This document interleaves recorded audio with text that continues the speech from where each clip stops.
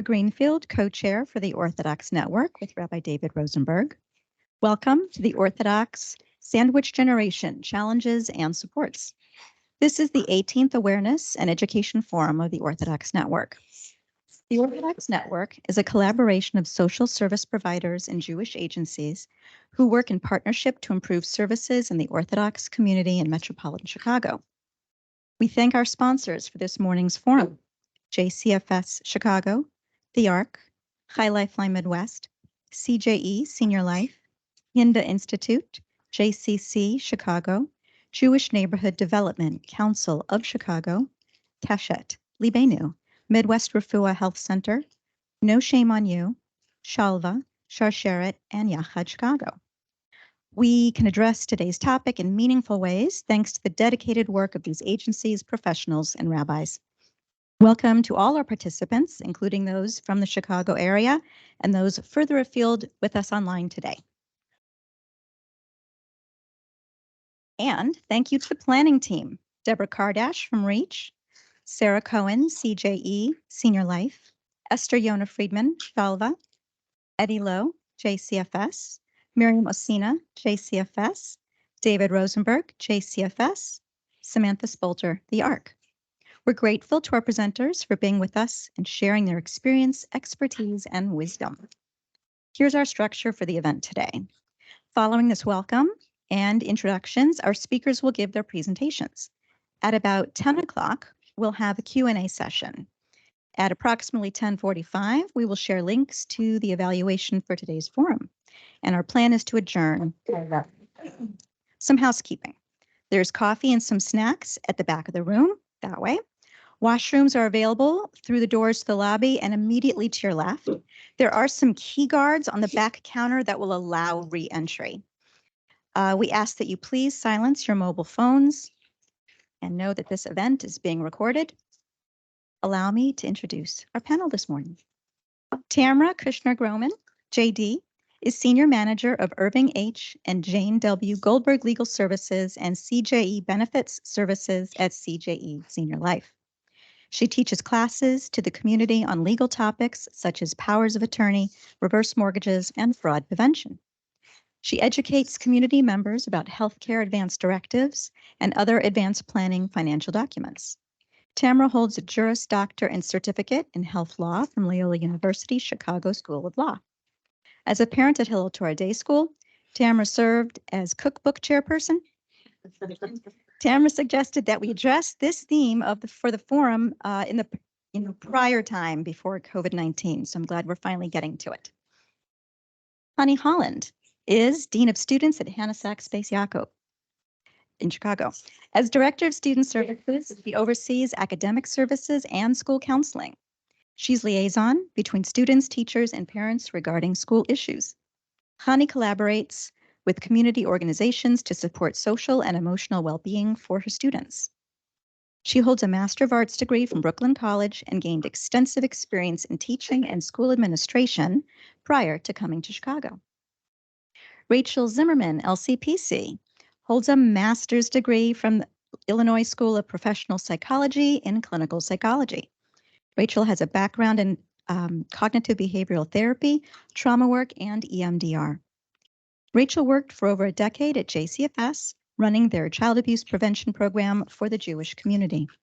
She's a dynamic presenter on boundaries, abuse prevention, and healthy relationships. Rachel works with a variety of issues in her private practice, including body image, depression, and anxiety. She is a Kala teacher for Daughters of Israel, a Rebbitzin in her community, and works hard to meet the needs of her small children, adult children, and aging parents. Rabbi Gershon Eliezer Schaffel is a Skokie native and lives in Skokie with his family. He's served as Rabbi of Young Israel of Skokie since 1995. Rabbi Schaffel received his bachelor's degree from Hebrew Theological College and his rabbinical ordination from Rabbi Shlomo Morgenstern, former dean of HTC. He also received Yadin Smicha in Jewish business law. This qualifies him to serve as a judge in Jewish court involving civil matters. In addition to serving as a synagogue rabbi, Rabbi Schaffel teaches at several schools in the community. He also writes articles for several Torah publications which are distributed worldwide. He lectures on a variety of topics for many different community organizations. Thank you all. Today's conversation will be moderated by our own Rabbi David Rosenberg, co-chair of the Orthodox Network.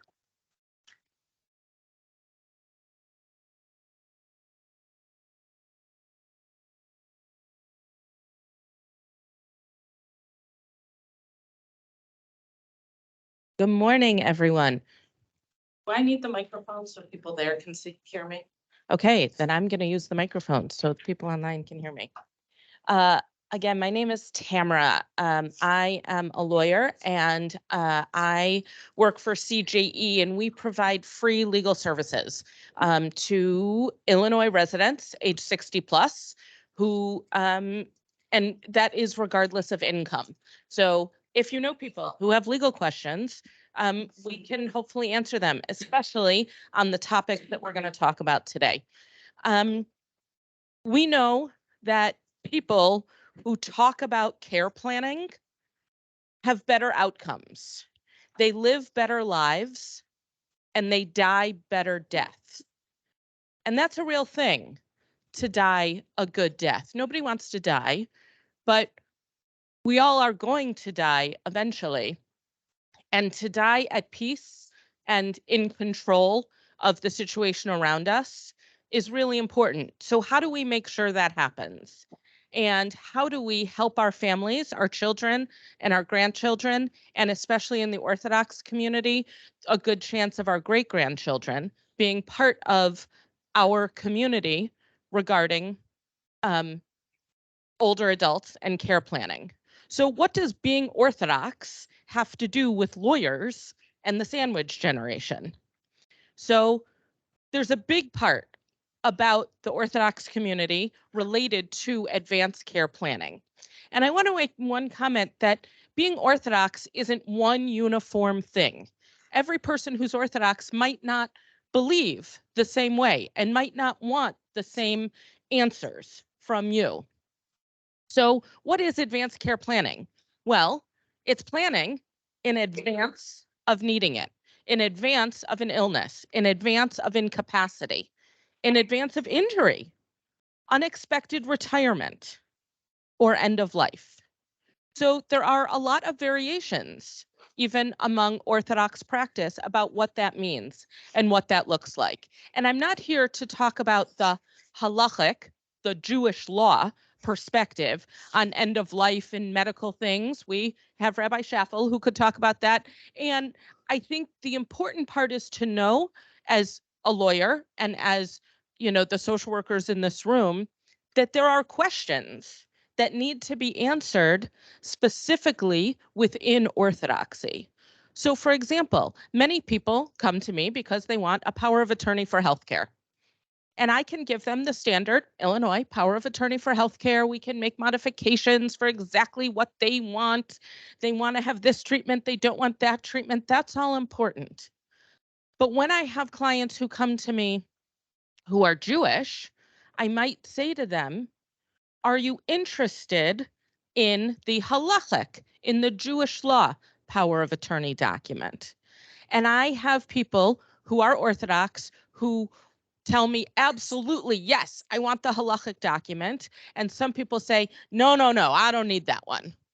So the key I want you to know is that there's a range, and that to be open to asking the question and to understanding that these halachic documents do exist.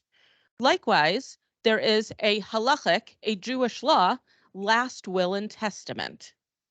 Again, these are things I discuss with clients. I open up that this is available, but as a lawyer, it's my job to document the client's wishes, not to steer them in any Jewish law direction. But sometimes clients come to me and they say, well, should I do that one?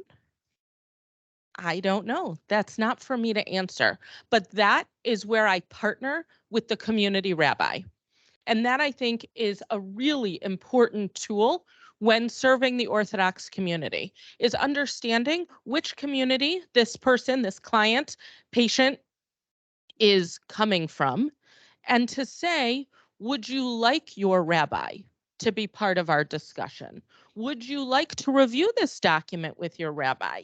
Or if this is too personal, you're not wanting to talk to your rabbi who you might see every week or every day in synagogue, is there another rabbi in the community who you would like to connect with? And I think that's a really important part of working with Orthodox clients, is to be a partner. There's a quote on my wall that says, "Who will be my allies as I age? Who's on my team?" And I think that that's a really important connection, because advanced care planning is so, so important. And making sure we do it in a way that is sensitive, that honors values, is really important. End of life questions are a big deal. Having parents, in the case of an older adult who has a spouse and has children, most likely those are the people who are going to be involved in the advanced care plan. Not always, but mostly. And if you have parents and adult children who are both Orthodox, that doesn't mean they have the same views of end-of-life care planning. And so choosing an agent, choosing that person who's going to make healthcare decisions for you, is about finding the person who can honor your wishes. So if the client has a wish of never being put on life support or staying on life support forever, either one of those is perfectly valid from a legal perspective. But whether or not your adult child is willing to honor your wishes because of their religious belief is an important discussion to have.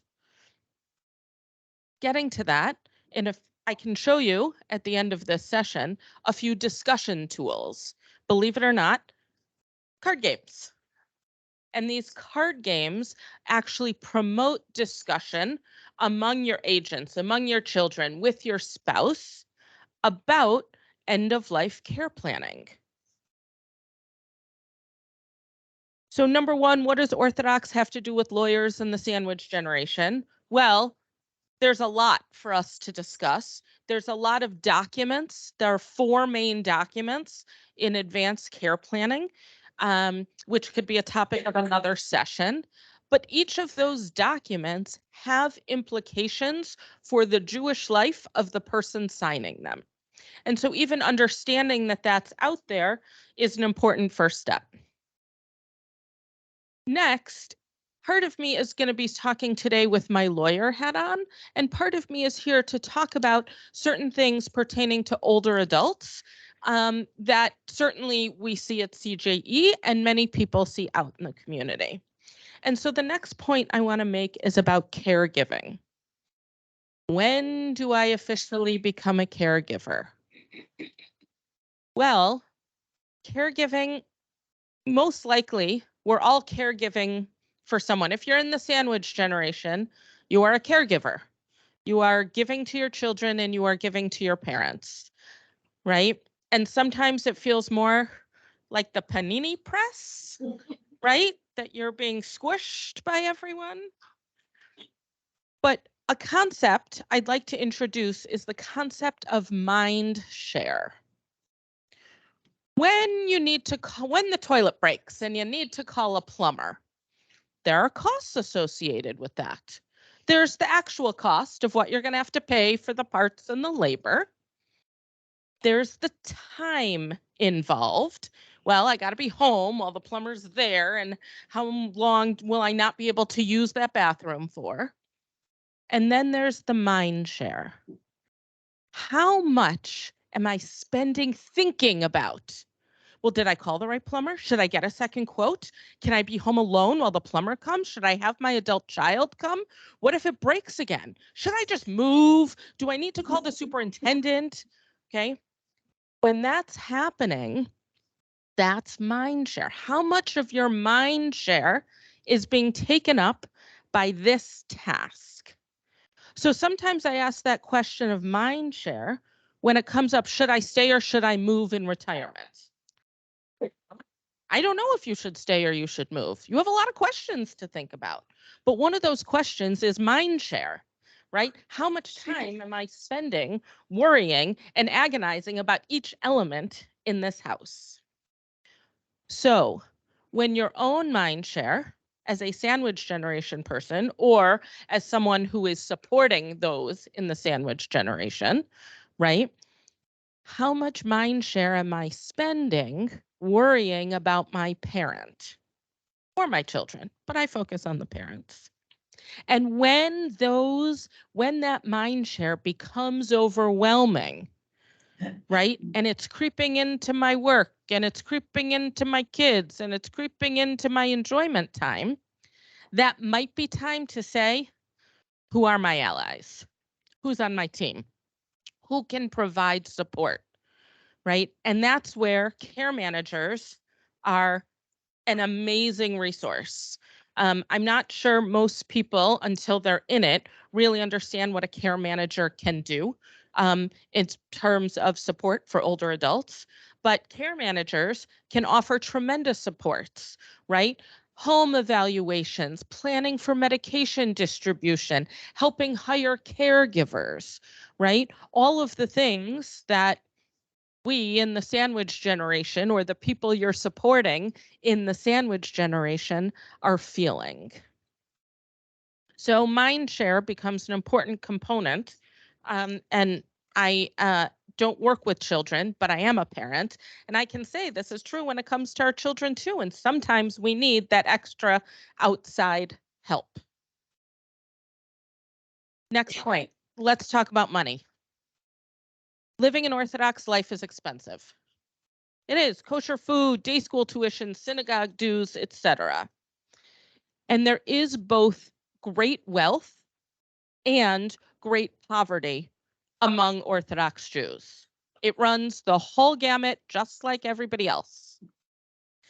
But there are familial expectations in some parts of the Orthodox community.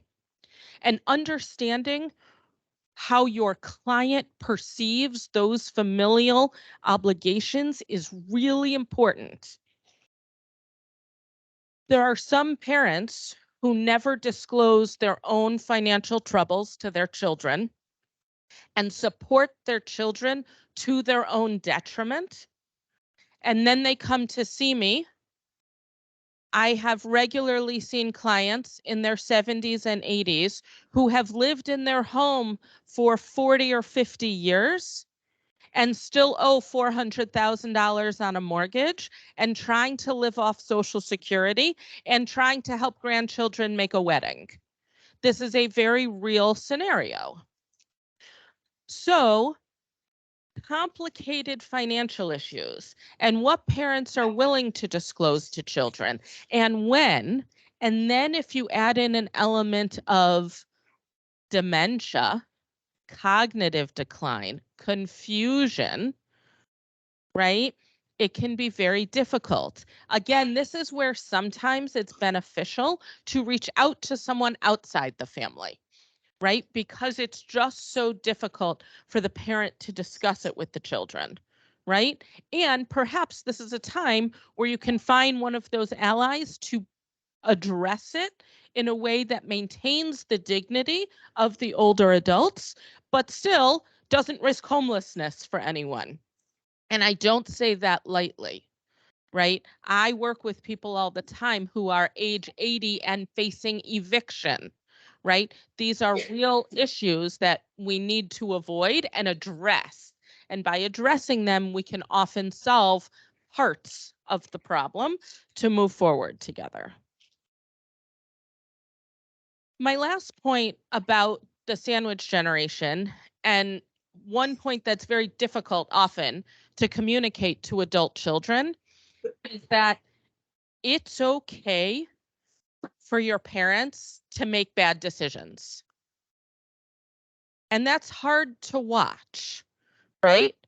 Mom insists she won't move, but she's in a 2-story house and laundry's in the basement, and I'm scared she's going to fall down the stairs. Okay, that's a real fear. What does mom say about it? Mom says, I don't care. If I fall down the stairs, I'll lay at the bottom till I'm dead. No joke. This is real scenarios that happen in my office. And what do you do then? Well, I can't let my mom do that. Really? Your mom watched you being a teenager, right? So our parents can make choices that are unwise and irresponsible so long as they understand the consequences. So here again is a point of discussion. Mom, I'm worried about you. Mom, I'm worried about the laundry. What could we do? Can we move the laundry upstairs? Would you be willing to wear a life alert when you're home alone? What about the Apple Watch fall protection feature? Right? If you don't know about it, the new Apple Watches have this feature where if you fell, it would notify 911, I guess, if you didn't turn it off within 60 seconds or something. So this is a point of discussion. Let's make reasonable expectations together. I'm scared about you, but say I travel for work and I can't be by your side in the event you fall. So who can be? Or what should we do? I understand you want to stay in this house. Is it possible to put in a chairlift, right? Let's open up the conversation, and opening it up by say, I am scared. I am nervous for you. Well, I don't want you to be nervous for me. Okay, but I am. That's how I'm feeling, right? And so how do we have these conversations, which all lead back? All of that is advanced care planning, right? It's not just the legal documents, although that's a big part of it and an important part of it. It's all of these things together. I think my time is up, so I'm going to pass it along. One more small point. Oh, I should keep going. Okay, no, but just one more small point that I wanted to make. Sometimes when we have these situations where mom or dad is making decisions that I disagree with, I have adult children calling me to say, I need a power of attorney for mom because mom's making bad decisions. Well, you know what? The power of attorney document, it belongs to mom. And it's mom's choice if she wants to sign it. And even if she wants to sign it, it's mom's choice whether she wants to assign you or brother or sister or cousin or friend as agent. Well, I need mom to do X, Y, and Z. Well, that's not how this works, right? And while a person is decisional, that decision belongs to them. And sometimes we can open up a conversation to say, you, mom, actually retain control by filling out these documents. You retain control because you are choosing the person who's going to make decisions. And if you don't do this and you become non-decisional, we go to guardianship court and then I get to make decisions whether you like it or not, right? So these are ways of opening discussion, talking about control and talking about change that is really hard. It's really hard to, have mom not be mom anymore or not, be the one we can turn to for guidance, but the one who needs the guidance.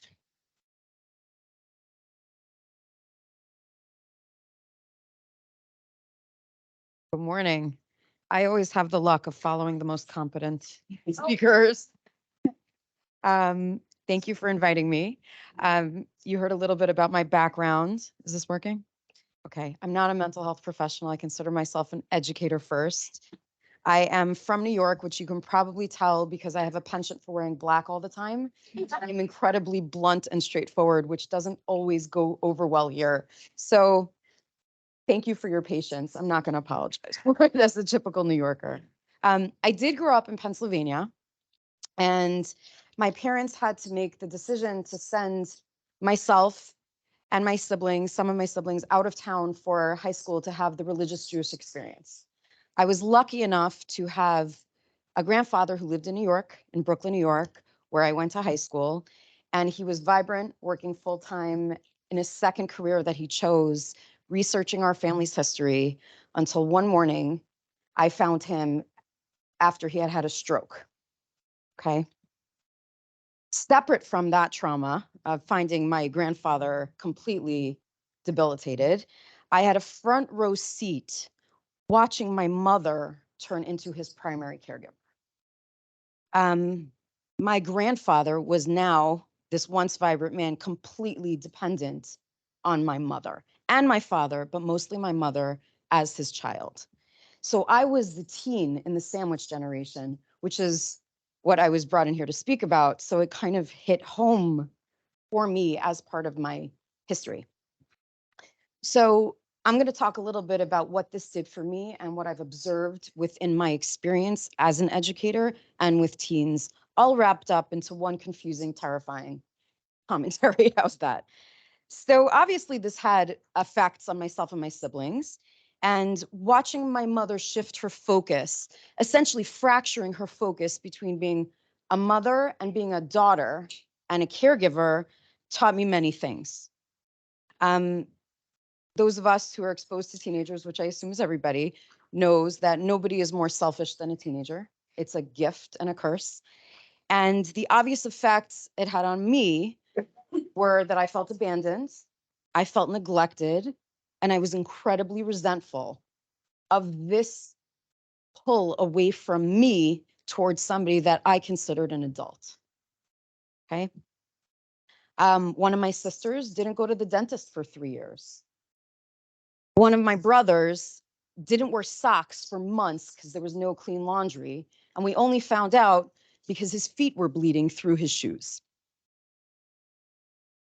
The most difficult thing, aside from the lack of dental care and consistent laundry, was watching my mother contend with her once independent father taking out all of his frustrations on her. Her fear, anxiety, stress, and tears had a stronger impact than any perceived neglect that myself and my siblings were going through.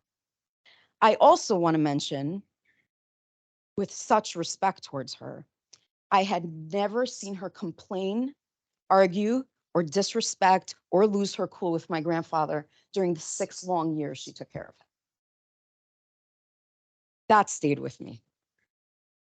We all know that when kids do not find what they need at home, they will find it anywhere else.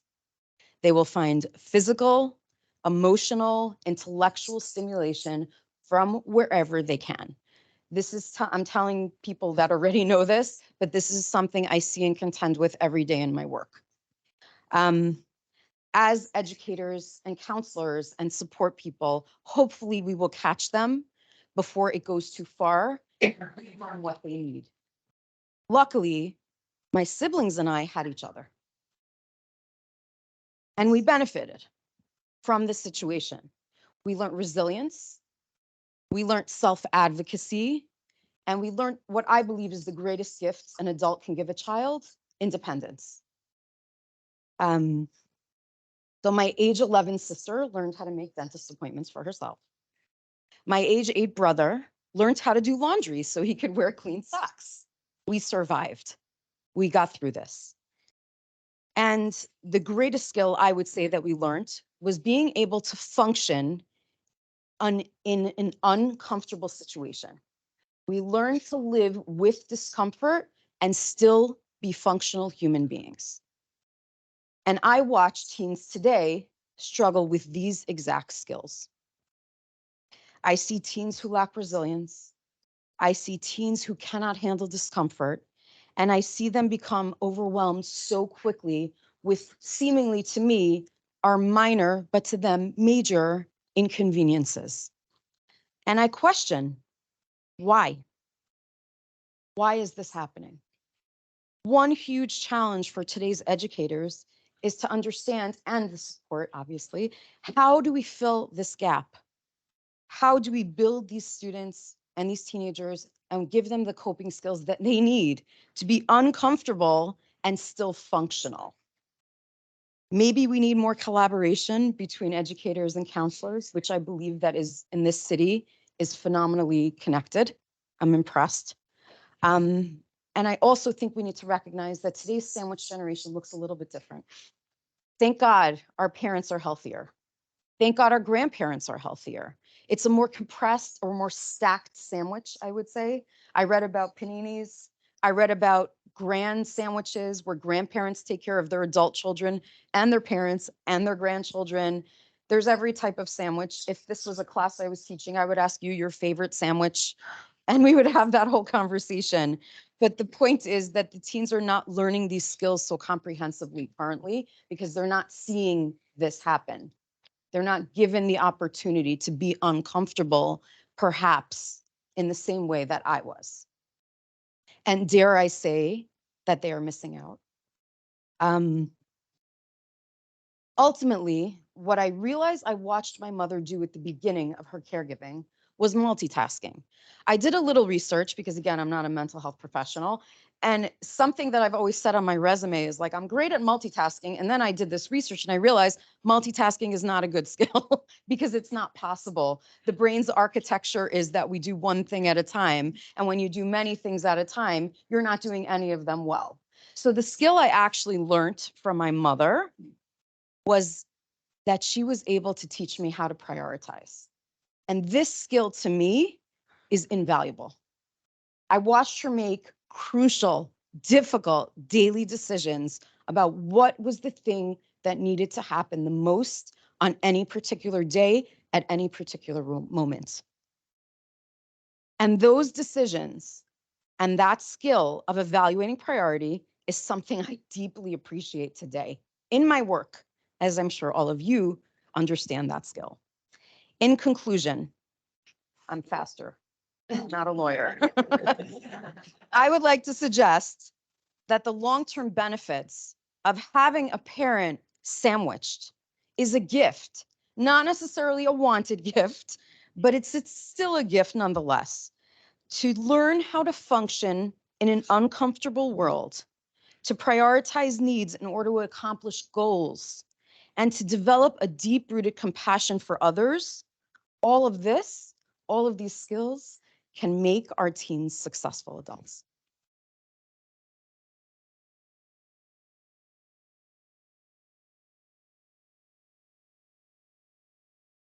Can I sit while saying this? Would that be okay? Is everyone okay? Okay, excellent. I'd like to give my time to one of my other panelists. No, I'm just kidding. Okay, so my plan is to do a few different things. The first is to talk about some of the Orthodox community considerations, to talk about some of the clinical considerations that I see in my private practice, and then to use myself as a case study. So that should be fun. I was asked to sort of speak about the sandwich of the sandwich in terms of the fact that I do see many, primarily women, Orthodox women in my private practice, who are in that crunch of caring for their children and also trying to care for their aging parents and trying to figure out that balance. Some of the things that I think about, you know, it's funny because as I was writing my list, I was like, is this an Orthodox community consideration? Isn't it?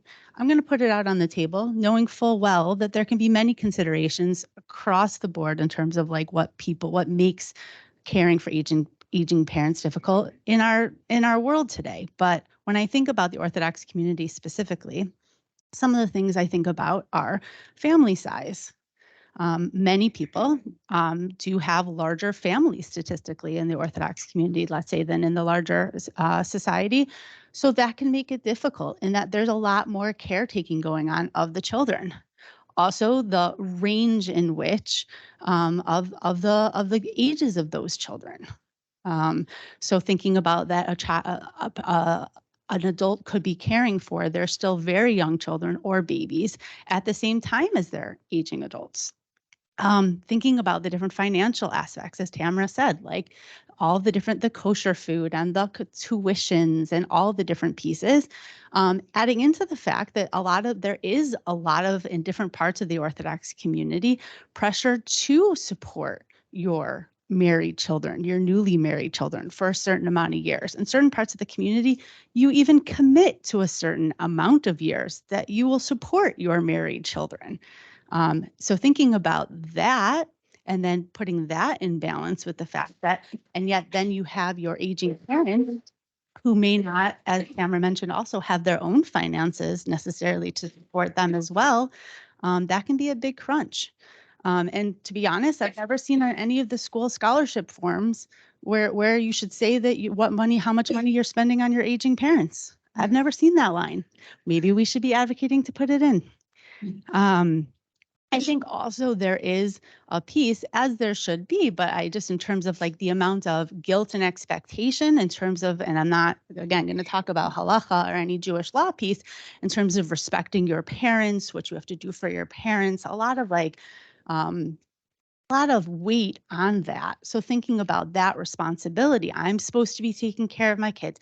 I'm supposed to be, doing all of these community events. I'm supposed to be a lot of supposed to's. And as we know, like for all of us, in the clinical world and beyond, whenever you get to shoulds, we know that our brain is doing something that causes a lot of guilt and shame. Those are some of the Orthodox community pieces that I thought of, though I'm sure there are many more. But some of the clinical considerations, as you can imagine, are when you have someone who's being asked or being expected to take care of their parents, what was their relationship with their parents like before that or those expectations started? I often will have people in my office who have spent many years trying to heal from the traumas of their childhood and of all the things that happened with their own parents. And now, surprise, guess what? Now you have to take care of this person. That, as you can imagine, causes many, many levels of I don't want to, and guilt and shame around not wanting to, and just different, like the emotional piece of having to take care of somebody that you're not even sure you like very much can be incredibly difficult. The comparisons also of like, well, so-and-so brought their mother into their house and took care of them for many years. I hear that a lot in my office of like, I should be doing more. I should be moving them into my house. I should be all of those different things comes up a lot. The idea that oftentimes also people will come to me that they're already overwhelmed in their life. They have many children on multiple fronts that they're taking to this therapy and that meeting in school and all of that. And now I have an aging parent that needs me to come to this doctor and also needs me to grocery shop for her and also doesn't live so close, right? So we already had somebody that was like coming to therapy because they're, hey, I'm drowning. I need a life robe, please. And then it's almost like someone dunked them. That's how it often feels, especially, when already they were struggling. There also, in terms of clinical considerations, can be differences in the marriage about how you and your spouse feel about what your responsibilities are towards your parents. Oftentimes I'll have someone who says, I think that I should be maybe cutting down at work and I should be moving to part-time so I can take care of my parents. And my spouse says, we can't afford that. You can't do that. But this is what I feel I should be doing. This is what he thinks he should be doing, right? So some of that ends up becoming a marital issue in terms of how they think about the different responsibilities. Again, always being the fun clinician here, I'm not telling you how we solve any of those things, but just in terms of some of the clinical considerations. I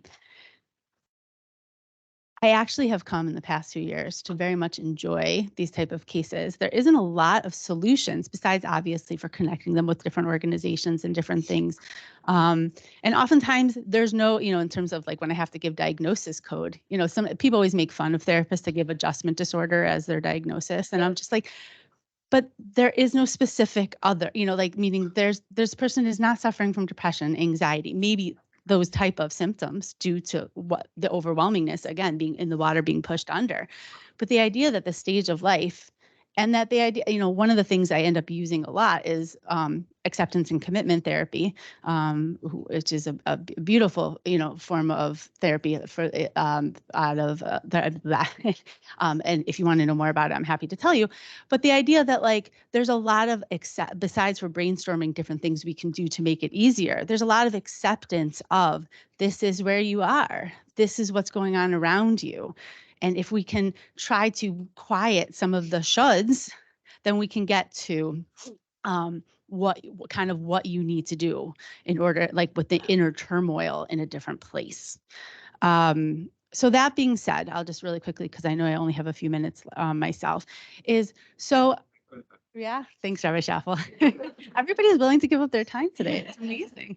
So I myself, right, I have 3 single parents because I was raised by a father and a stepmother who then divorced, and I have a biological mom, right? So in my head, I have 3 aging single parents. Super fun. And I have a range of kids. Thank God. My youngest is 5. My oldest is 22. My oldest got married and has a baby. So for an example, a few weeks ago, my eldest had wanted me to come in because she said, you haven't seen your grandchild in many months. And she was right. So I wanted to come in for the day. The one day that worked for her, guess what? I already had 3 appointments scheduled with my mother. Oh, I haven't introduced my mother. I will in a second. So what do? She wants me there. My mom can't go to appointments by herself. I happen to have the most amazing mother-in-law in the world. So I actually asked her if she would take my mother to her appointments, and that particular problem solved. But those are things that come up all the time. My mother is 74 years old, and she, since COVID, has dementia. Her short-term memory is near none. We had to tell her that she was a grandmother many times over. As of right now, she's still living alone in Evanston. I have one brother that I share the responsibilities with, one older brother. A lot of the pieces that I think about when I think about caring for her, she's no longer able to go to any appointments by herself because when any of the doctor's questions, she cannot answer. She does not know if she's taking her medication regularly. She does not know if she's been experiencing any pain in the last few months. And she definitely cannot retain any of the information that the doctor gives her to be able to go forward with any of the follow-up steps. So those are some of like the responsibilities. So when I think about the different pieces here, right? So just in terms of thinking about like, okay, so Rachel's got to like take care of her 5-year-old because he wants her to come to kindergarten because he just had an accident. And then my mom calls that she called the pharmacy and they said something was due and there's another prescription ready, but she doesn't, but like, I don't know what prescription that is. And I don't think I take that medication. Okay. And then my husband calls and he says, okay, the shul needs a Hanukkah party. What are we doing for the Hanukkah party? And then my daughter calls from New York and says, Mommy, I'm so overwhelmed. Can you talk to me for a little bit? And I'm like, I really can't. Can you talk to me? Like, so all of those different pieces, right? Don't worry, guys. I'm okay. But the whole idea, right? And the things I just wanted to like mention are this idea that everywhere I go and I talk about my mom, it's almost like people want to jump in and give me advice. You really shouldn't be letting her drive. You really shouldn't be letting her live alone. You really should be moving her in. Now, remember, we talked about the shoulds. And like all the time, I have to mentally be like, wait, I've made these decisions with other caregivers. I talked to her neurologist. I talked to her, whatever. And I have to like smile back and be like, thank you so much. Right. And that happens to me all the time. I bet there's a few in this room who are looking to come over to me to tell me things, which is great. I actually do want to hear it. But the idea, because most of you are professionals as opposed to the people who are coming at me who are not. So this idea, right, that like we have to give advice, we have to help, the different responsibilities. My father lives in Florida with his girlfriend. I pray on a daily basis that relationship should continue. Please, God, let her continue to like my father and take care of him because I really can't. Not one more thing, please. So a few months ago, or no, about a month ago, my mom came over she comes over on Sundays to visit my kids. And by the way, I've had to start bribing my kids to hang out with their Nana, who they've always loved their whole life. She helped me raise my kids, honestly and truly. But when she asks them the same question 50 times in a row, they can't do it anymore. So anyway, she came over and she said, Rachel, guess what? I said, what? She said, I met Elon Musk. I said, he contacted me on the Instagram. I said, oh no, mommy, show me. So she showed me, she's like, and then he video called me. Oh no, right? And then, so we had this whole conversation. It's not Elon Musk. Are you sure? But he didn't ask me for money. Why would he need my money? He has enough of his own money. I know, but mommy, these people never mean good. And she's like, but why would he lie to me? And she said, do you mean he didn't really find me interesting? He didn't like my ideas for tech for older adults? That's not why he was calling me. And then I had to make a really hard choice about turning off all like things on her social media. And she said, but Rach, I'm alone all day. That's how I talk to people. You're going to take that away from me? I'm like, but mommy, I'm worried about these Elon Musk people. He's like, Rach, I know you don't believe me. Maybe one day you will. So these are just some of the hard choices. Me and my brother together ended up turning off all of her settings. And I know she's still really sad about it. But this idea that, these are the questions I have to answer. This is the whole idea of the sandwich generation, is like, how do we help support people here? I'm trying to figure out how to send my kids to overnight camp, and my mom needs hearing aids. And do you guys know how much hearing aids are? They're a lot. Can we talk about the fact that Medicare doesn't cover hearing aids? Like, I know I'm late to the party in terms of understanding how gross this is, but it's gross, everybody. Why would you give older people insurance that don't cover the thing most of them need? Okay, anyway, so with that, I'm going to end. But I think some of the things in terms of thinking about the sandwich generation is really just to be thinking about all the different pressures. And sometimes when we're helping people, we look at all the different levels of the sandwich. And sometimes we can help people with the older adult part. But sometimes we say, let's help you with the younger adult part. Let's help like your daughter in New York. Let's help your 5-year-old get home from school. I think we can be creative and trying to think what to take off people's plate, and instead of always thinking about, let's just concentrate on that part. And at the end of the day, as I said with a lot of my clients, it's not always about solutions. It's just about giving people support and helping them accept that on a daily basis, good for you, you're doing the best you can. Thank you.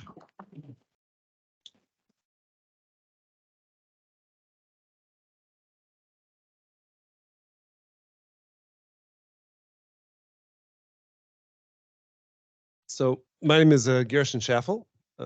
Some familiar faces, which is always comforting to speaking that there's some familiar faces. I'm not sure which of the hats which I wear over the course of a week I'm supposed to have on my head at this particular point, but I'm going to take it outside of shul, really. I'm going to take it in terms of something that I've been engaged in, involved in the past couple of years, and that is parents of children who are at risk, who are in crisis, who are dysfunctional, who are need a lot of extra attention. And they could be as young as 10, 8 or 10. They could be as old as in their 30s or 40s. But these are parents of children who have to give an inordinate amount of time, energy, and resources for those kids, which creates creates an even tighter sandwich than what we've been talking about until now. Person that I'm very friendly with. So he had an older daughter that they were waiting for a long time for her to get engaged, to become a kala, to become a bride. And finally, in that circle, they usually get married, 18 or 19. And this is a daughter who was 26, 27, who finally was engaged, was married. And everybody obviously was very excited by the prospect. But there was another daughter who was in the family who was in a relationship which, let's just say, in the Orthodox world was something which would be frowned upon, which would be considered a big no-no. And this is something which, obviously created a lot of tension. And the father told me that the Shabbos, the Sabbath after the wedding, is usually referred to as Shabbos Sheva Brachos. It's like a second part of the wedding where all of the family gathers together, and you could literally have hundreds of people who you're hosting. After a wedding, you think you should be done for at least a month or a year or something like that. But then that Shabbos right afterwards, you have to go ahead and host another, whatever amount of people who are there. And this person, I'd say his mother, his elderly mother, she wasn't so happy with the second daughter's relationship. And he said to me, I had to make the most difficult call in my life, where I had to say to my mother, my daughter and her friend are going to be at Shabbos Sheva Brachos. If you can't handle that, then you shouldn't come. Which is incredibly. He says, I was waiting 10 years for this daughter to become a bride, to get married, for my mom to be able to be there, to be able to celebrate with everybody. But if she can't handle that, then she can't come. And that was incredibly, incredibly painful for him to be able to go through. But that highlights very much some of the pressure which in the Orthodox world, which could exist, which may not exist outside of that, but something which many families are facing. There's a story. Everybody had the luxury of saying this is a Jewish law matter, so I'm just gonna, I don't have to take responsibility for that. I don't have that luxury. I can't. There's nobody else for me to push it off to. I was looking around. I was hoping that somebody was going to take care of that for me. So instead of taking care of that, instead of answering any of those things, so I'm going to tell you a story. I'll just dodge it and tell you a story. But it's one of my favorite stories. I never thought about it before in this context. But it's a story which really captures very well this idea of the sandwich generation. It's a story which is recorded in a book called the Ben Yehoyada. The Ben Ishchai is one of the great authors from Persia, one of the great authors who is an expert in all matters of everything having to do with Judaism. And he tells a story about, for simplicity, there's going to be grandpa, there's going to be father, and there's going to be the son. And the son is walking around in the street in the winter. It's cold, it's wet outside. And all of a sudden he turns the corner and he sees his grandpa there in a cardboard box. Whatever, in a cardboard box somewhere in a bus shelter. And the grandfather sees his grandson. He says, listen, grandson, would you go ahead and do me a favor? Could you go ahead and tell your father that I'm out here, it's cold outside, it's wet outside. I don't even have a coat with which to keep myself warm. I don't have a place to stay, a roof over my head. Could you just ask your father for a little bit of assistance? I know that he's a man of means. Could you give him a little bit of assistance so I could get myself at least a coat or something like that? I could find shelter, something that I could do. And the grandson obviously was heartbroken that here his grandfather's out. He's homeless in a cardboard box. It's freezing outside. It's wet outside. What is he going to do? So he goes home to his father. He goes right home and he says, Dad, you'll never believe what happened. I ran into Grandpa. He's in a cardboard box. He's freezing. He's wet. There's nothing there. There's no way to keep warm. It's Mama. It's chilling the bones to the very core of who he is. Is there anything that we could do? So his father says, fine. If you go upstairs into the attic, you'll see there's a peg in the back of the attic over there. There's a winter coat which is hanging on the peg. Go ahead and grab that coat and you'll give it to Grandpa. And then, okay. So the grandson goes up and he's gone 5 minutes, 10 minutes, 15 minutes, 20 minutes. And the father's wondering what's going on over here. It doesn't take that long to go up to the attic, grab the coat off of the peg, come back down, and then run out to Grandpa. He should have been down here a long time ago. And he's up there for so long. He says, son, what's taking so long? He says, I'm coming. I'm on my way down. And he comes down and he's got half of a coat, cut the coat exactly in half. And his father looks at it and he says, what's the story with this half coat? Why do you have only half a coat? He says, well, I figured that there's a coat here, and right now you're supposed to be taking care of your father, and you didn't want to take care of him, so I figured I'll give him half the coat, and then when you're old and you can't take care of yourself, I'll give you the second half of the coat. So this is something which tells us, which is very much this sandwich generation, not in a good way, but this is something where kibbud av v'em, the obligation that children feel, the adult children feel to honor their parents is something which is very sacred.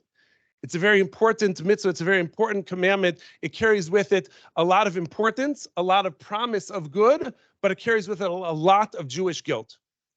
And children, the middle generation, the middle part of the sandwich, they often find themselves in this tremendous, tremendous struggle between, on the one hand, wanting to do this very important commandment of honoring parents, and yet they feel a duty and a responsibility to their children to make sure that they raise their children in a way where their children will grow up and be healthy and be strong and be resilient and have all of those good qualities. And sometimes the attention, which is not even simply the division of attention in terms of time and resources, but they have different values.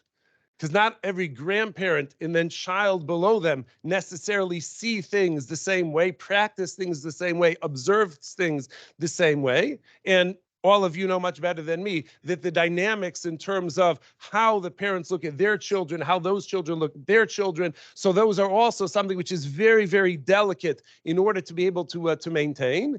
And that middle part of the sandwich finds themselves struggling because on the one hand, they want to honor their parents, putting aside whatever emotional dynamics which may be there, but they want to honor their parents. And yet if they honor their parents, that will come at the expense of their children. They want to take care of their children, but if they do so the way they want to take care of their children, that could come at the expense of taking care of their parents as they need to. And this is something which is such a difficult process. It's such a difficult question to be able to face, to be able to deal with, because everybody wants to do good. Everybody wants to do the right thing. And it's very hard to discern what's the right thing to do? As a rabbi, I say all the time, if you call me up with a question, is this permitted or is this not permitted? Those are the easy questions. If you learn the sources inside, so you know, you are allowed to eat this, you're not allowed to eat this, you're allowed to do this on the Sabbath, you're not allowed to do this on Sabbath. Those are the easy questions. The difficult questions, the ones that we don't really learn so well in rabbi school, is you have this commandment which you want to do, and you have this commandment which you want to do, and you have to choose which one. What I refer to affectionately as the rock, paper, scissors of Jewish law. So you have to know what is going to trump what, and depending on how that's going to unfold, depending on the dynamics and all of the individual situations which are there, could very much impact how that's going to unfold and how that's going to be managed.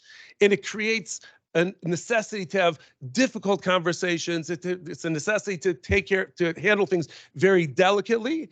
And one of the things which is so important, this is where rabbis play a role, is that one of the advantages, a therapist could also play that role, but one of the advantages is that I could be outside of the emotion.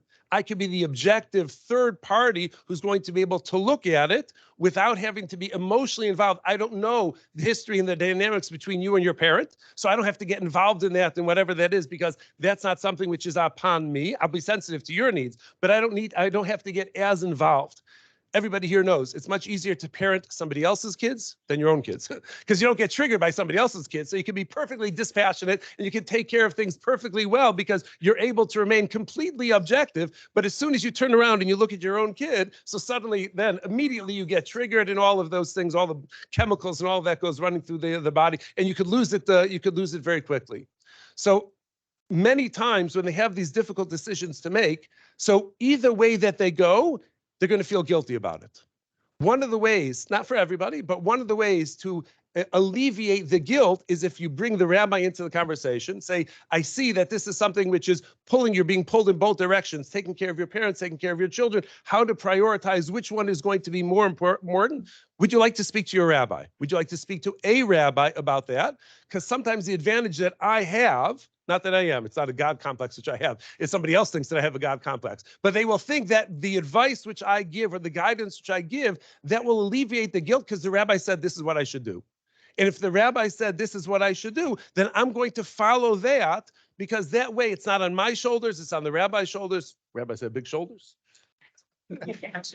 But the rabbi is going to take care of it. And that many times, not for everybody, but many times that will alleviate a lot of the guilt, which otherwise they would feel that they made the decision, but maybe I shoulda, woulda, coulda, all of those things, all of that nagging questions about maybe I should have handled it differently. For many people, once the rabbi makes the decision and gives them the guidance, so they're comfortable with that, they will go with that, and they could move forward. So it's a tool which could help you, also takes the responsibility off of you in terms of dealing with them, is maybe we could bring the rabbi into the conversation. Many rabbis, can't say all of them, but many rabbis would be more than happy to assist and to be able to be part of that process, part of the discussion, the conversation, making these types of decisions, end of life decisions, certainly is something which comes up very often, but it's something which is extremely, extremely important to be aware that it's a resource which is out there, and it's a resource which could put your client's mind at ease in terms of the weight of the decision which they're making, and just not knowing whether or not they're making the right decision or not. The last thing I just wanted to mention, which is important, I'm sure it's been talked about before. If not, I'm sure it'll be a topic at some point. But it's also something which is incredibly, incredibly delicate, which is parent alienation.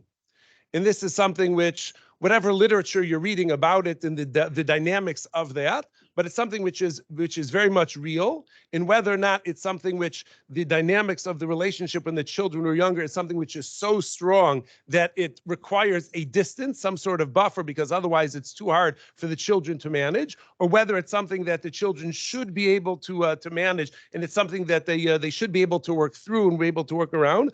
So this is something which also carries with it a tremendous, tremendous amount of guilt.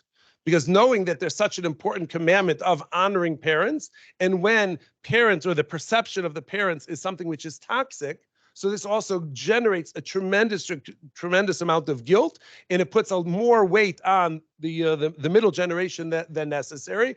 And also that's something which, working out from many different disciplines and many different perspectives at the same time, can make it easier to manage that very difficult situation. so that ultimately everybody will be able to have all of their faculties. They'll be online in terms of their thinking process, and they'll be able to make the wisest decisions in all areas in terms of taking care of parents, in terms of taking care of children.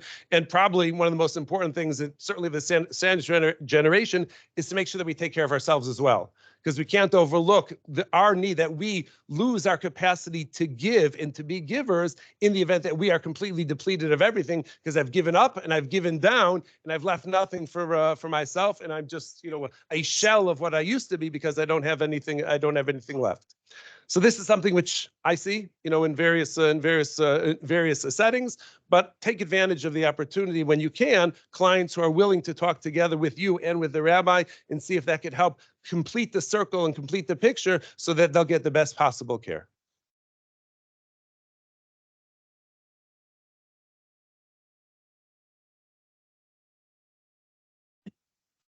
Thank you very much, Rabbi Schaffel. Thank you very much, Tamara, Kushnir, Groman, Holland, and Rachel Zimmerman for your presentations.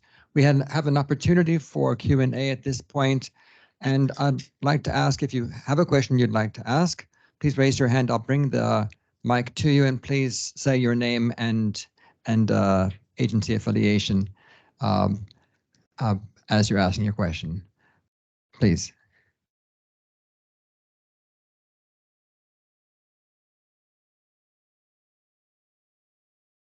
Thank you. Estriona Friedman, Orthodox Outreach Coordinator for Schaffel. Thank you all so much for an amazing panel. My question was really directed to Rabbi Schaffel. I am curious as to the Torah perspective of Kibbud Av V'em, the laws of honoring one's parents, as far as 2 points. What is that obligation? And is there a difference whether it's the person in the sandwich, whether it's the woman or the man? Let's say in a couple, a married couple. So is it different for the wife? Is there a different obligation for the wife to her parents, or to her husband's or to her husband's parents, or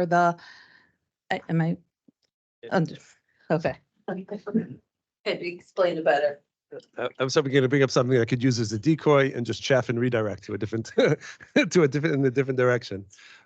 So in terms of the technical parameters of the obligation, the commandment to honor parents, so there's an interesting debate. It certainly includes providing them with food, providing them with clothing, taking them where they need to go. Those are fundamentals. One of the areas which becomes a very difficult sticking point are requests that the parents make which don't provide them with any physical benefit whatsoever. The example that I give to the girls, which I teach in class, when we talk about that, is your mom. The scenario is your mom calls you up and says, "I'm so excited. There was a Black Friday deal, and I got the perfect couch for your living room. It's going to be awesome. You're going to love it. I'm so excited." And you can just tell that she's like overflowing with excitement. You say, "Okay, when is it going to be delivered? It'll be delivered on Wednesday." Great. Wednesday gets delivered. It's a hot pink vinyl couch. And your mom calls you, she's watching it, she's tracking the delivery, and she says, you got it? Could you send me a picture of it right there in the living? Could you send me a picture with the kids on there? Now, obviously, nobody wants a hot pink vinyl couch in their living room. I don't know if you want one anywhere, but certainly not in the living room where you're going to receive guests. And yet, your mom is so excited, and she's insistent that this would just be perfect addition to your living room. Do you have to go ahead and honor that request, or you could say, "Thank you so much, Mom. It's not my color. It's not my material. It's not anything my taste at all. And I'm going to send it back, and I'll buy some cheesecake instead." So that's one thing which is a question which comes up, because sometimes the difficulty that the children have in terms of honoring their parents is something which may not be technical. The commandment included in the commandment of honoring parents. When it comes to children, so yes, there is a difference between sons and married sons and married daughters. The assumption is, and I thought we were friends, but the assumption is we are. The assumption is that a woman's primary obligation is to her immediate family, which means her husband. So when there's a tension between a woman and her husband asking for something, and a woman and her parents asking for something, so husband comes first. So that's a technical aspect of it. So that's why it in one of the primary works on Jewish law. So it's presented as if a married woman is exempted from that mitzvah, from that obligation of honoring parents, because her priorities, her primary priority, is going to be elsewhere. Is going to be her immediate family, her husband, her husband. Now, when there's not a conflict with them, so then there's that. Then that's where it would come up in terms of honoring parents even at that time. But there is that difference between them. A son doesn't really have that exemption, although his primary obligation should also be to his wife. That's a different discussion for chas and kala teachers, for bride and groom teachers. But there is a difference in those in that regard, and that also is a factor which would have to be considered when dealing with a family that's struggling with that.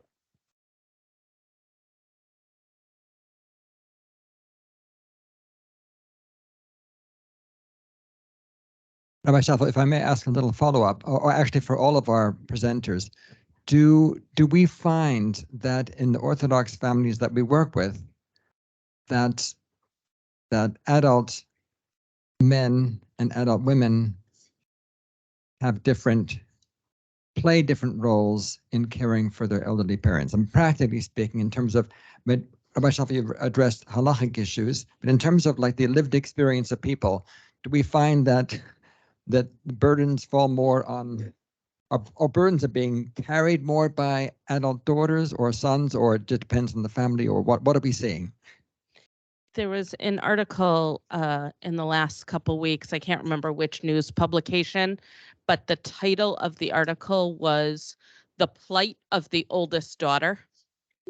And I find that true in my personal experience working with clients. Daughter brings mom or mom and dad to see me, and then we have to call son because he's very busy. And that tends to be the experience I have. Granted, in some households, that's not the case, but very typically, work for parents tends to fall on the daughters.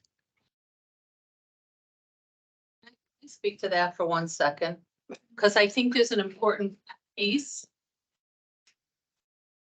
to that question. You can. Oh, the mic? I'm not loud enough. They can't hear you on the screen. It's picking it up. Sorry, but to that point, I also think it's important to note that if a parent is, let's say, in the hospital, or there's something physical and it's a father that was ill or a mother that was ill, I often find that the gender of whichever parent it is, those children, if there's enough kids to go around, will usually be the ones to step up out of respect for the parent, because it's not so comfortable if a mother had some kind of a surgery or something and isn't so in her well-being physically and needs support and help, that it's more appropriate or comfortable that her daughter-in-law, another female help her, and vice versa. So sometimes if it's the dad, then I find that the men, the sons, step up.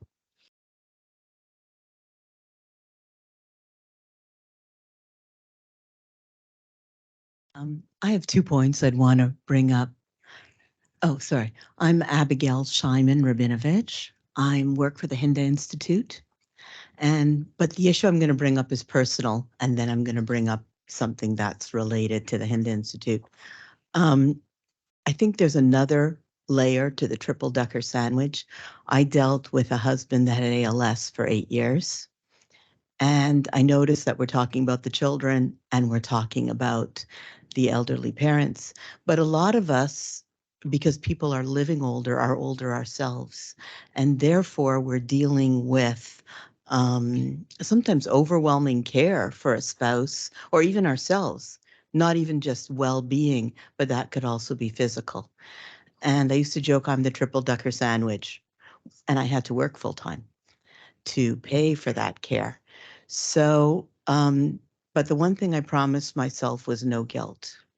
I did have an 8-year-old at the time. And later on, he said to me, you know, I'm different from all your other children. And he was doing something that I didn't approve of. So but at the time I said, do you think I did that on purpose? Do you think that you were there on purpose? He said, no. I said, so then I know that you're going to survive this and you're going to come out like my other children. So that's just something I wanted to add. I also wanted to add something I've personally experienced and I've seen is that often as our parents age, all the ambivalencies, and sometimes it's even trauma gets triggered again as they're aging. I know my father's a Holocaust survivor, for example, but I also see that in my clients that all of a sudden, if there had been abuse or other things that happen within the relationships, they need to process that.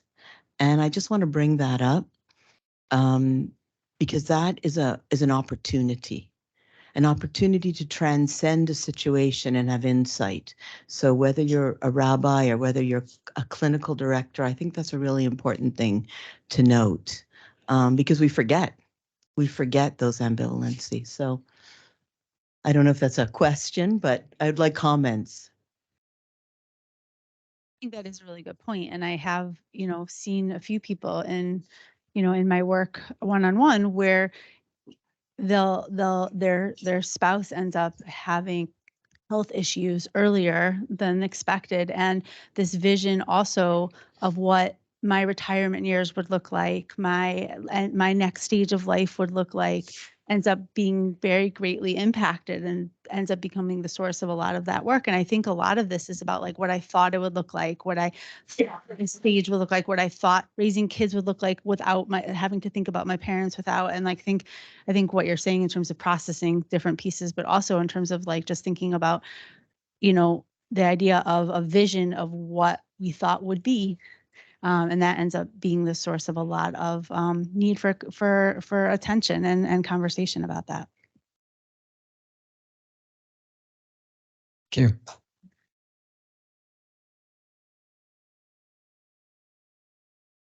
Hi, I'm Vicki Haas from the ARC. Thank you for a really wonderful, stimulating, and actually very entertaining presentation. They were all very dynamic.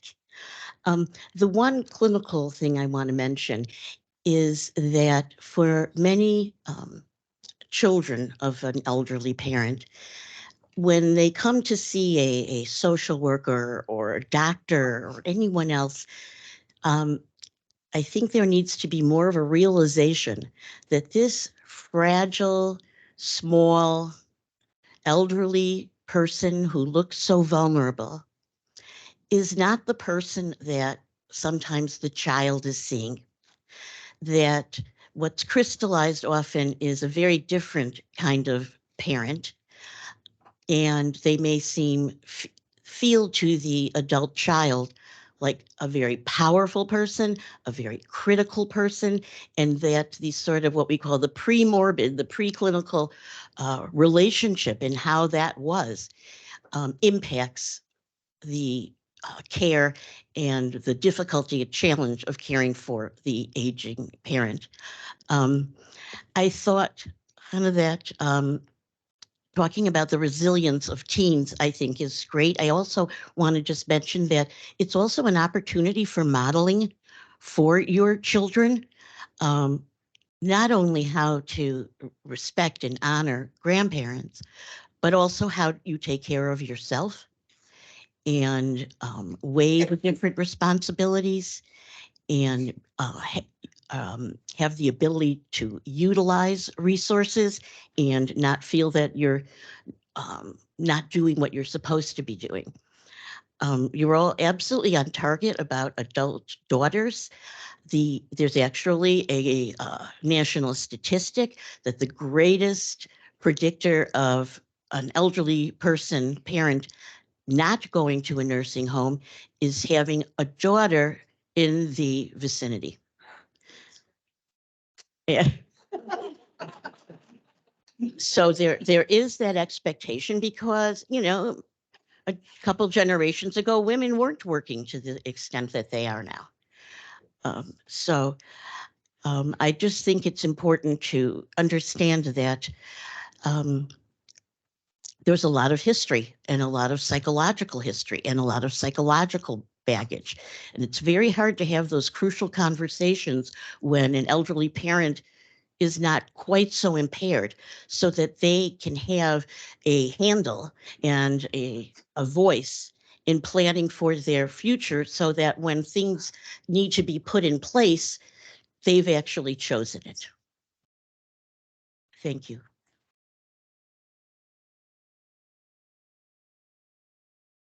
Thank you.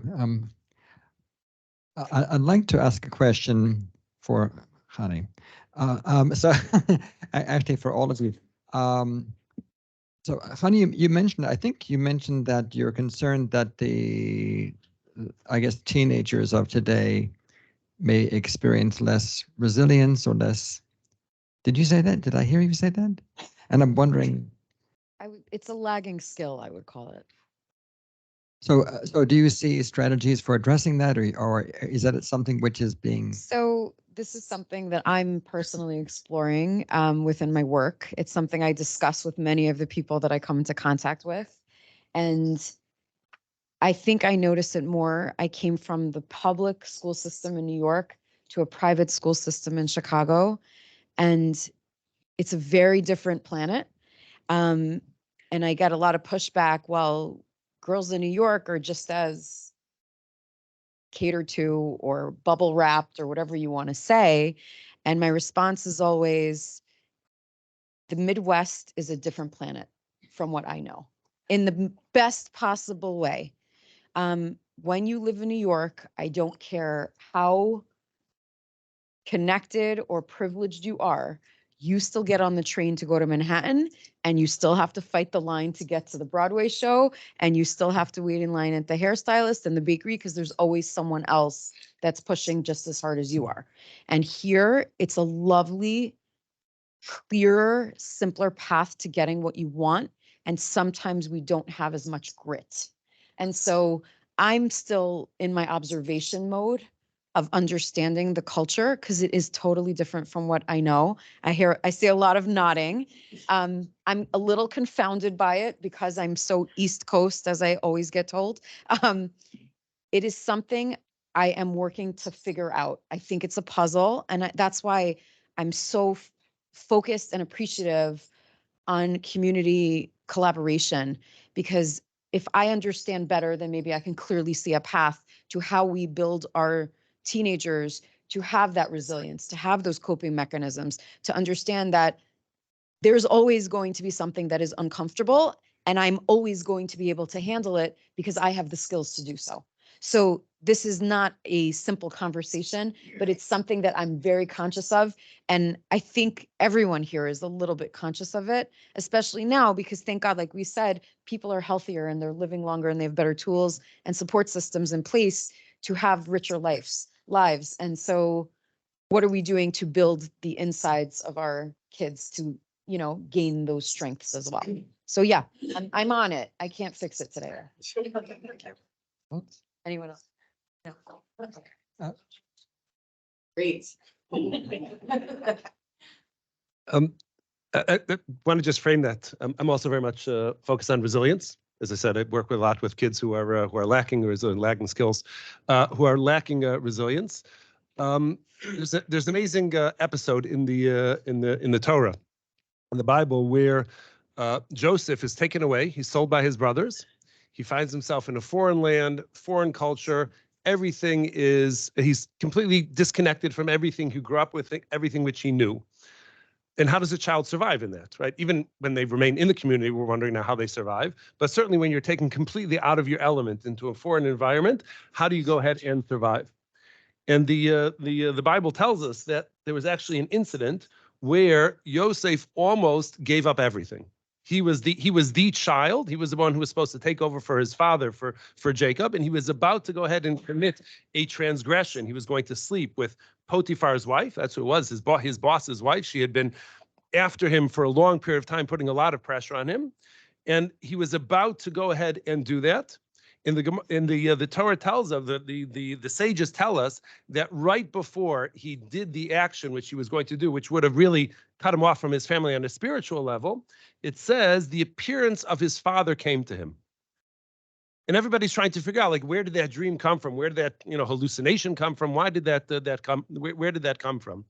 In short, I think what happened was that his father, Jacob, knew that his son was going to face troubles. He was going to have a lot of difficulties. I don't know if he knew necessarily through prophecy that he was going to be sent to a foreign land, whatever it was, but he knew that his son Joseph was going to face a lot of difficulties in his life, and therefore he gave him extra love and attention. Gave him that extra coat. He gave him that coat of many colors, for those who remember the musical. So he gave him that coat of many colors. Now you know where it comes from. But he gave him that coat of many colors to show him that extra love. And at the moment when Yosef was about to break, so what happens? He recalls the special relationship that he had with his father. And when he saw the image of his father and the love that his father had given to him during the first 17 years of his life when he was still at home, that connection between father and son, that's what gave him the resilience. And as soon as he was reminded, not of God, he didn't remember God at that moment. God was out of the picture. He remembered the relationship with his father. And when he remembered the strong, warm relationship with his father and how much his father had invested in him and believed in him and took care of him to the degree that he could, that's what gave Joseph the resilience to then be able to resist that temptation, which was right there in front of him, and he could have gotten away with it. Nobody would have known. But at that exact moment, it was the relationship between parent and child which built that resilience, and that is certainly in my line of work. That's the strongest thing, the best thing that we could give to our children to build their resilience is to know that under all conditions, you have a parent that loves you unconditionally. That is going to. There's nothing that you could do which is going to compromise that love ever, ever, ever, ever, ever. No matter what dysfunction it is, no matter what you're doing, I will always love you simply because you're my child. You don't have to earn. You don't have to earn my love. And a child who grows up with that, I think that lays the foundation, if not a number of stories up in terms of resilience. And that's something which, certainly in schools and whatnot, that's what we try, maybe a little late, but that's what we try and promote, is to make sure that they have that resilience because somebody has their back no matter what. Thank you. Thank you, everyone. My voice is taking a vacation. But I just wanted to say that I think one of the things that changes, because I'm also from, I'm sorry, who am I? I have no idea. I'm Eddie Lowe. I'm the director of the NAP Counseling Center at JCFS. And I'm also from the East Coast. But I've been here for 45 years, so I don't wear black anymore. See? Anyway, but I think one of the things that has changed, I grew up in a community where, young men and women got married and stayed in the community, and they were siblings who were able to take care of elderly parents.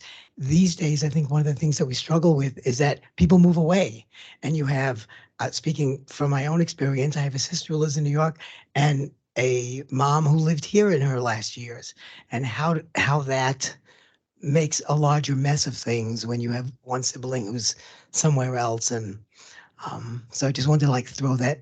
I don't need an answer to the question. Just want to throw it out that also makes for a little bit more of a conundrum for siblings who are trying to take care of elderly parents, and how where the parent is living, lots of times that's the child that ends up taking care of the parent and their spouse.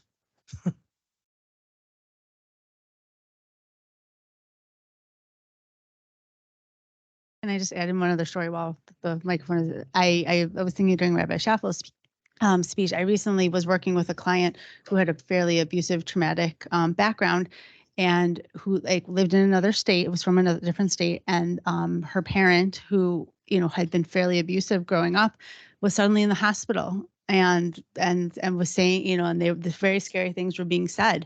And I had a lot of concerns about her going back to visit, because in the past when that had happened, she went into major depressive episodes. So I in this particular case, I did encourage her to reach out to her rabbi from growing up who understood the whole story. And he told her she wasn't allowed to go, which was really very helpful. So I wanted to mention that story as well, because, the therapist saying, I'm not sure you should go, like, didn't mean much, which is totally fine. But then, the rabbi said I shouldn't go. Thank God for the rabbi. So just throwing that in. This is a question for Tamara. Oh, sorry. Hi. I'm Samantha Spolter, also from the ARC. So my mom was recently in the hospital, and while she was there, she was not able to make any decisions. And my sister, who happens to also be a physician, decided that she was going to become, talking about older sister and also being the martyr. It's fine. We can go into that later.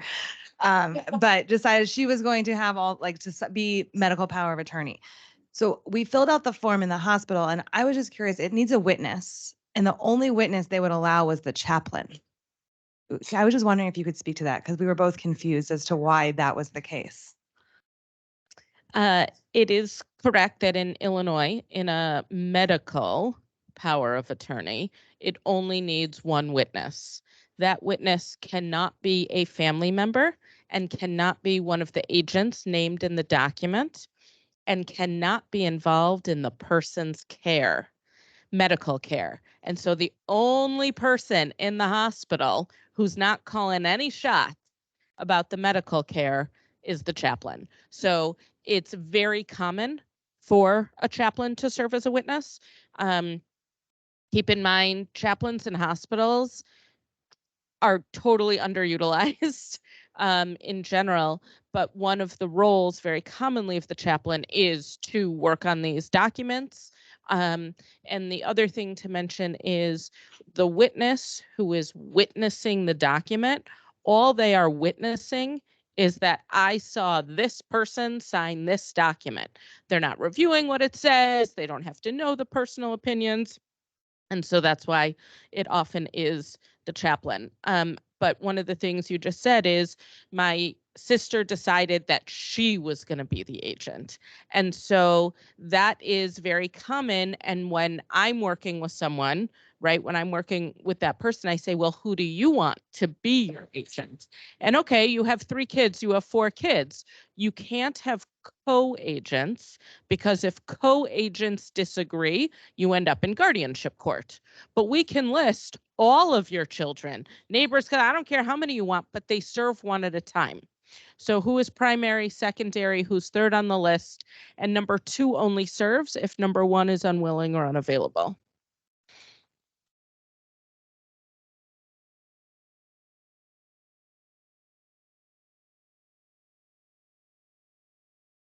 I'm going to add one more story. I hope it's okay if I also tell a Torah story. But we mentioned how this gift that Jacob gave to Joseph, right, of being this special child, of being the parent who was there for his child. And we also know that the very first instance of advanced care planning is done by Jacob for his children, where he tells his children, do not bury me in Egypt. And yes, we're all chuckling about that, but he gave guidance to his children. And therefore, his child Joseph also had an advance directive. And he said, I know you're going to bury me here in Egypt, but someday God's going to take you back to the promised land. Take my bones with you. And so part of this advanced care planning is a gift we can give our children. This isn't something for those people over there who are sick or hospitalized or old, whatever old means, right? Advanced care planning, every person over the age of 18 should have a healthcare power of attorney. So having these conversations with our families is truly a gift. Others told personal stories. I'm going to share one. When my father was in hospice care, which he was in for 7 months, we played this game with him called Go Wish. In Go Wish, you sort these cards about your end of life wishes as to what is most important, somewhat important, and not important to you. And we played this game with my dad. and he sorted the cards. And a few months later, we played it with him again, and he sorted the cards slightly differently. And that meant at each stage in hospice, we could honor his wishes because we were open to the communication, we were open to the discussions. And so I would encourage people in any setting to open up the discussion, to start the discussion somewhere. Feel free to use my own example, which is I think I am in this work because my parents were given their cemetery plots as a wedding gift by my grandparents, which means that end-of-life care planning was a very regular dinner conversation in my house growing up. I knew my parents' end-of-life wishes when I was a child. So that might be a little much for some people's dinner conversation, but it's important.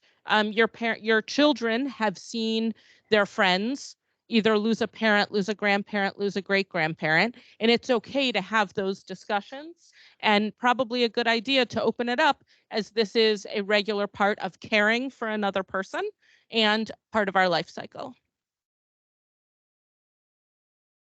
Thank you.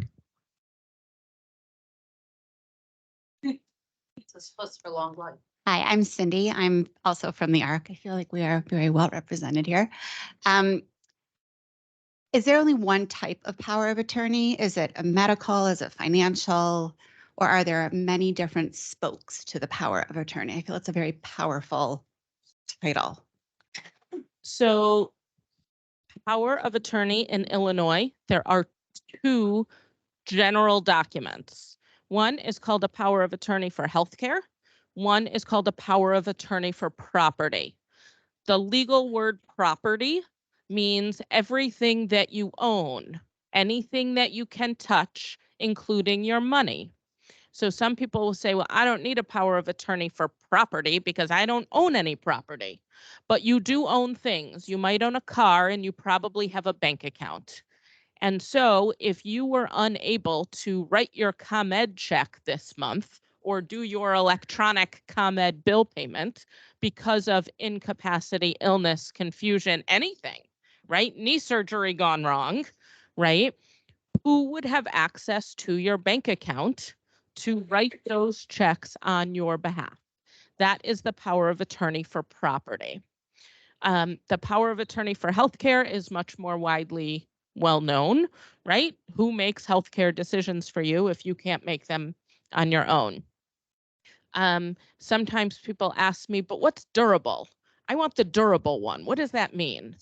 So a durable powers of attorney can either be durable or they can be springing. What does that mean? The question is, when does this document become effective?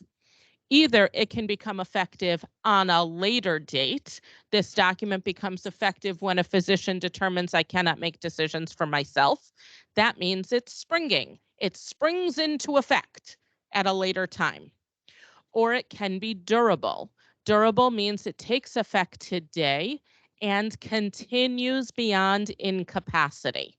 So it remains in effect beyond my decisionality. The other document that's often thrown in there is called a living will. A living will is not a last will and testament. A living will is a medical directive. It is one paragraph long, and it indicates your wishes that you do not have heroic care, such as ventilators, etc., if a doctor has determined you are at end of life. I will say, because this is the Orthodox Network Forum, there are religious considerations to the living will specifically. And so if you are curious about those things, happy to talk one-on-one about those, or bring in a conversation with your Jewish law advisor on whether each of these documents is appropriate for you, because there are Jewish law considerations. The last document in the advanced care planning package is often a last will and testament. So powers of attorney are only valid during your lifetime. Once you die, it doesn't matter if you are agent in that financial power of attorney, your job finishes when the person dies. And after that, the last will and testament takes over.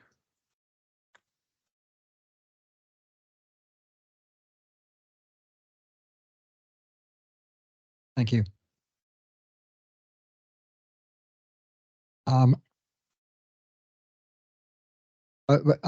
Let's try to focus on questions. So I'm going to ask my question to Rachel. I don't think I have to introduce myself a third time. Rachel, can you speak to the fact that being that kids by us get married younger, many times the parent or the grandparents are not necessarily even in their 60s or early 60s. So, you know, I know we're talking a lot about older aging parents, but can you speak a little bit to the dynamic of like mothers and daughters having babies at the same time, and the grandmother and the great grandmother and the bar mitzvah and the wedding, and so like that dynamic? How's that for a question? Is that your way of not seeing a comment and just like lobbing the question? Yes. Excellent. I also thought we were friends. It's my shoulders. I have ones too. What Esther Yona said is true. There are many considerations, and I will to illustrate that. One of my daughter's friends from seminary had gotten married and moved to Israel and had her first baby, and very much wanted her mother to come help her with her first baby. Her mother had given birth to twins 6 months before that. So her mother brought the twins with her to Israel, and all of them were in the apartment together, one big play group. And, you know, and I say that as a powerful illustration, but that isn't common. That is very common. And that often you will have people who are trying to care or not care for their children, for their grandchildren, the expectations of that. I remember, you know, recently someone said, well, how is anyone supposed to, like, you know, when the kids get off every other day, like here's late start and here we're ending for Hanukkah and here whatever. And like they said, how is anyone supposed to work full time or parent through that? And someone else in the same conversation said, well, that's what the grandparents are for. So, right, just in thinking about the expectations of like, well, that's who will step in. And sometimes that is true and sometimes that is not. So thinking about all of those different pieces of like, right, like you know, if a girl gets married, she's in her early 20s, she may be finishing school herself. She may be, you know, all those different pieces. She needs mom to come. Mom's caring for her own baby and also maybe her own mother. So all of those pieces in terms of like, right, the what may be the average age of when women have children, maybe longer, how many children, all of those different pieces make this dynamic more complicated. Did I say what you would have wanted to say, Esther Yona?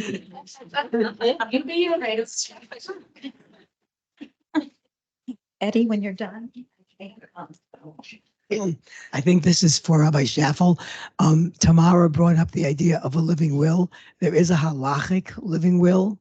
Is that something that you would just want to throw out there? And No, there's a No. power of attorney. okay. I was under the impression that the Aguda had a living will.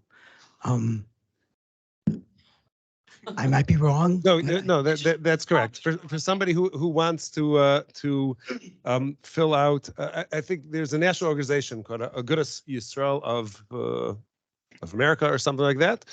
You could search on their website and they will give you the health directive. I think the name has changed over the years. That's why I think there's some confusion in terms of terminology. But they have them there that you could find on the website. You could download from the website, which is state specific. So whatever state you're in, whatever state the person that you're caring for would be in. So you fill that out. I think they make it as easy as possible to fill out. Sometimes, you know, there's some questions in there in terms of what's the definition of heroic measures, whether that matches with Jewish law or not, and what will be done or not. So that's something which is important to for those who are interested in that. That's an important discussion to have with the rabbi to find out what you know, how exactly to fill that out.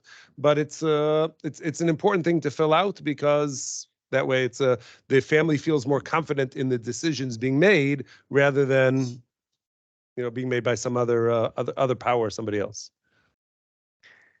Thank you. We're about to come to the end of this part of our program. So one of the themes that all of you have addressed, I think all of you have addressed, is that that being part of a sandwich, being the sandwich, being in the middle, is something which many young Orthodox people can reasonably look forward to experiencing, right? And I'm curious to the extent to which, for example, I'm going to the college teacher right now. Is this something which comes up in our discussions, or to the rabbi? Is this something which comes up in the discussions with people who are getting married, like what you can look forward to in your long life? I mean, this may sound morbid, but no one wants to, am I being morbid here? No one wants to bury their children, God forbid, but everyone wants to survive their parents. So in a sense, everyone wants to be sometime in the position of honoring a parent by burying them. Does that sound morbid? So I'm curious the extent to which we are preparing the next generation for the reality, and is that something which we think about? And any thoughts?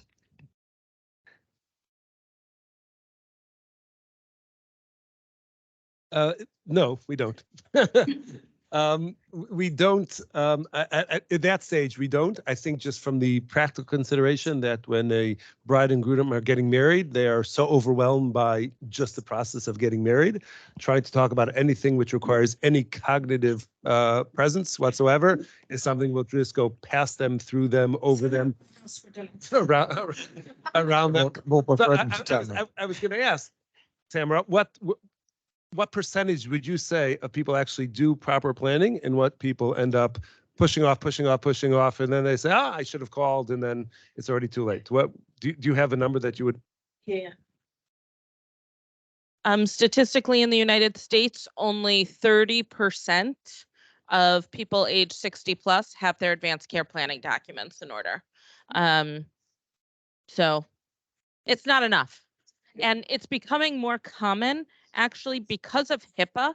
It's becoming more common specifically for 18 and 19-year-olds to have a healthcare power of attorney, because their parents are sending them off to college, and college isn't going to notify you if your kid ends up in a hospital because your kid is an adult.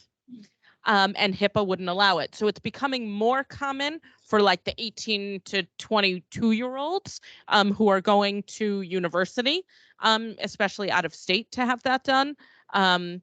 Like even parents who go to pick up their kid's prescription at CVS, and now their kid is 18 in a week, and CVS says, we can't talk to you anymore because your child is now an adult. So yes, 30%. So get your documents done. Just first. I will also just say that, like, I think during, like, I'll just echo, I think during college class, like, I often, like, as a college teacher, get, could you add in this, and could you add in this, and could you add in this? And I'm like, okay, guys, I know that it's an opportunity to have life classes, but like, literally, like, all this girl is like, I'm getting married. Like, we cannot start talking about every human, like, thing in the world. Like, they're so shut down already. I mean, not in a good way. But I do think that is a good idea. Like, I think that maybe 10 years later, if you would have had classes aimed at, like, I remember when I was when I had been married for 10 years, the Chicago Center ran this really great class about personal finances and saving and IRAs and all of this stuff. And I remember being like, this is amazing information. I think that, like, if there were more opportunities, like maybe, for CJE or for other organizations to give classes to parents, or to families that are midway on what to be thinking about or what to be expecting, I think that would be helpful. Recently there was this whole discussion, and my husband actually said to me, he's like, we're being offered possibly a deal on plots to be buried in Israel. Would you be interested? And I was like, oh my gosh, I'm 42 years old. I cannot make that choice right now. But at the same time, the other part of me was like, right, but that actually is very smart to make that choice right now. So just in thinking about, it would be great if there were more classes for people who are not at the young and overwhelmed stage, to maybe know what they need to be doing. Yeah. Hi.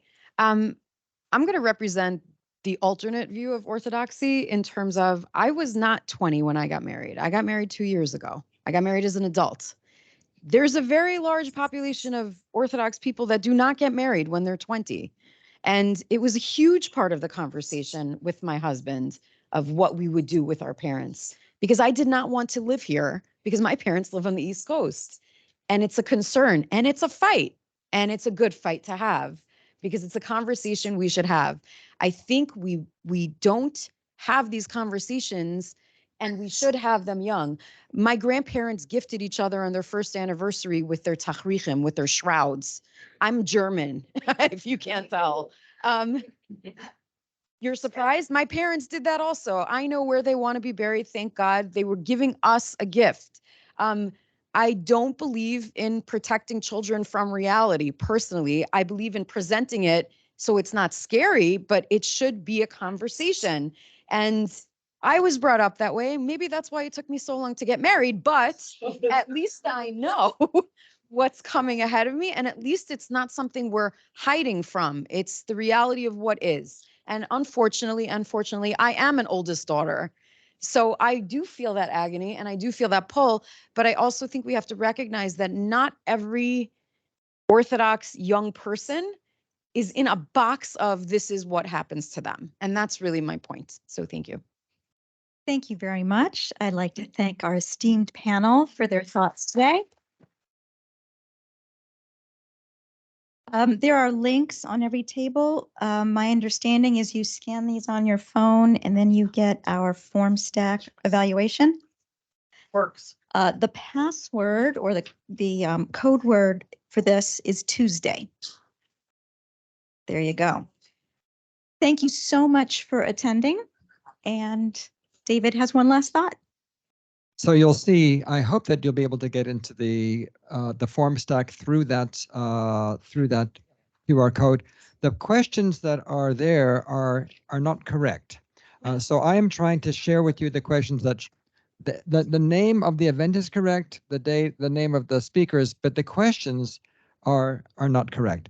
So I am trying to share my screen so I can share with you what the questions that we would like you to address. And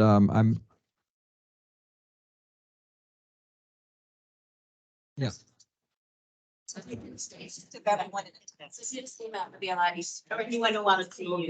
Okay, if you can do the questions now, I mean, Miriam, I wonder if the questions are actually for the previous. The first question should be, I have increased my knowledge of the struggles of the Orthodox Sabbath generation and of their parents and children. The second question should be, I have expanded my knowledge of clinical and cultural concerns faced by the Orthodox Sabbath generation. The third question is, I have learned more about supports and resources for members of the Orthodox Sabbath generation, their parents and their children. So we've called this event to 11 o'clock. So if you can just, you could share that. We're gonna broadcast the.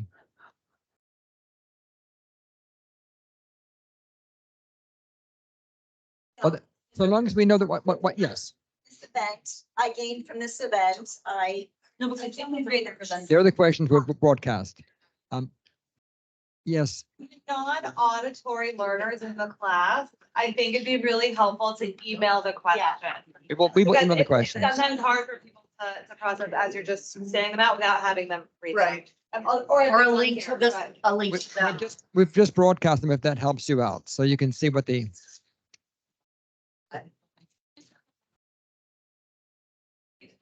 So we will send out the link.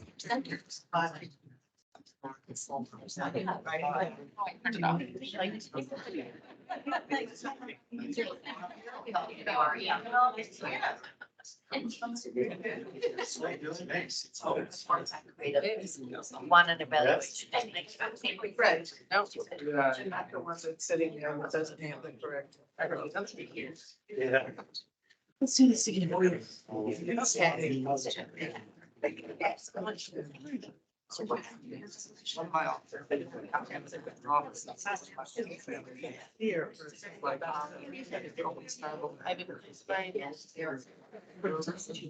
Oh, I see.